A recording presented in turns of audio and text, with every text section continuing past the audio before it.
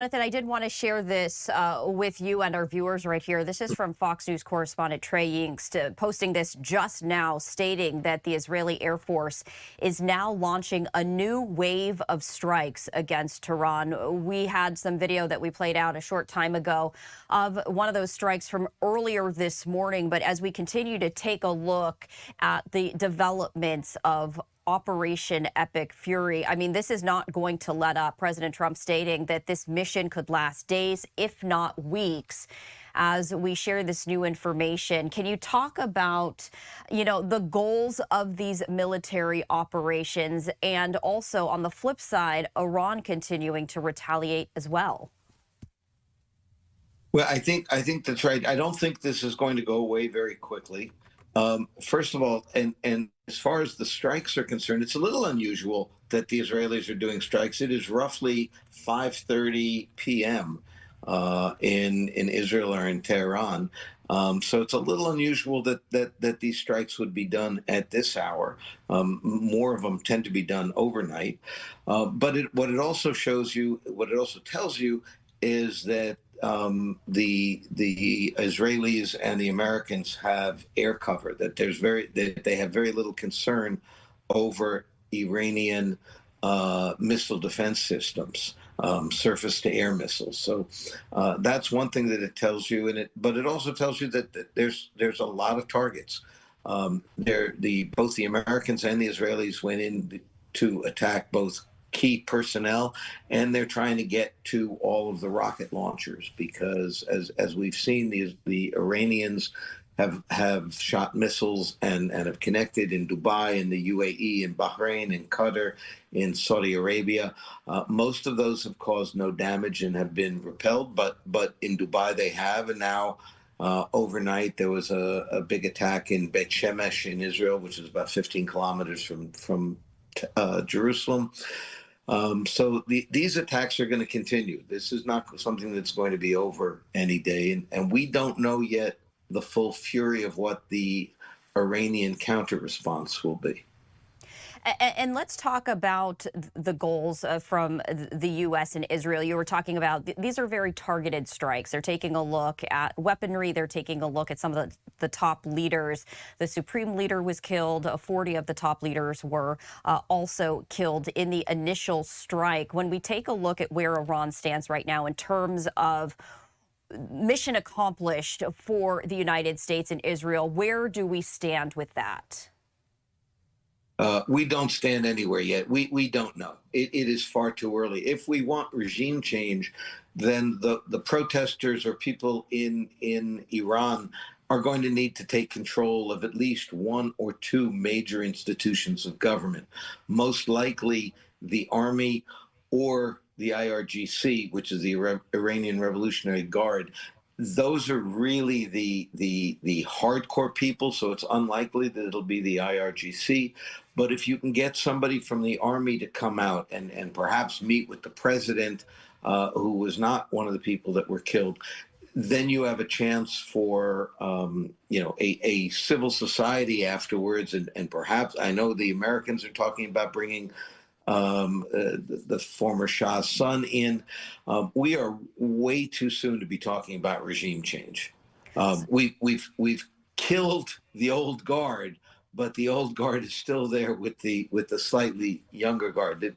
Right now, there's no regime change. So, Jonathan, there's a long way to go when we're talking about a regime change. As we take a look, though, in just the next few days or weeks, what are those immediate next steps in order to get to regime change? Well, I think you're going to see a lot of this stuff continuing. You're going to see, I mean, obviously they need to try to take out as many missile launchers, and from both the ballistic missile and the short-term missiles. We have to be very careful about whether or not the Iranians will deploy a dirty bomb. That's a major concern. Out of the country, you also have to worry about whether or not European Iranian sleeper cells will be activated.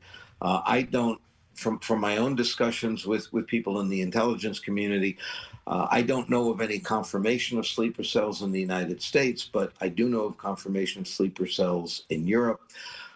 So we have to be on the lookout for a variety of things. I think we're not ready to negotiate with any individual who might take over the government, and I think that the protesters are going to need to be out in force in Iran, because that also demonstrates to the rest of the world that the people in Iran would like to see regime change as well.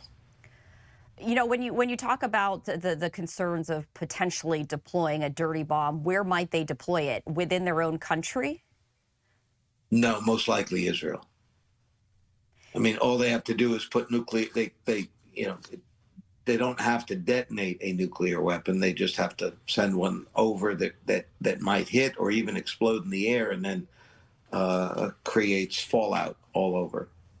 You know, all of this has to do with the nuclear program and Iran refusing to meet the United States at the diplomacy table when we're talking about halting the enrichment of uranium. Can you talk about, the significance of this? Sure. Well, the Americans were you know they did a good job in June in destroying, or at least bearing, a good deal of the Iranian nuclear weapons program. I'm not sure that it was obliterated. Most people don't really think that, and they had stuff that they had taken away, and they were trying to reconstitute it. I think the Iranians made a tremendous tactical mistake by not actually being forthcoming and trying to negotiate in bits and pieces. But honestly, I'm not sure that this wasn't the ultimate goal anyway. What we had been looking at during the negotiations with the Iranians on the nuclear weapons program looked remarkably close to what had been negotiated by Obama in the JCPOA that President Trump walked away from in 2018. So I'm not sure that the ultimate goal was really a nuclear negotiation. I think this was probably closer to what the Trump ultimate goal was. Jonathan, as we continue to look ahead, is there any particular aspect of all of this that you're keeping a very close eye on? Yes, there are a couple of things. One is what happens outside of the region.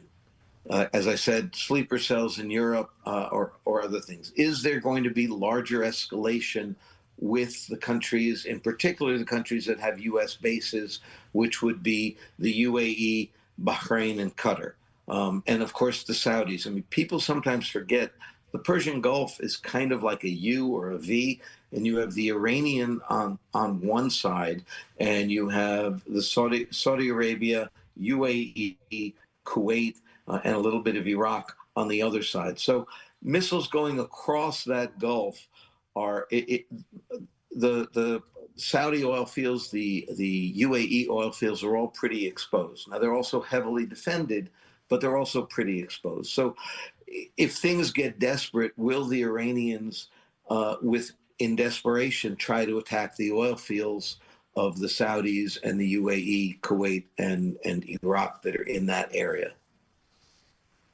All right, Jonathan, we appreciate you joining us here on Live Now from Fox.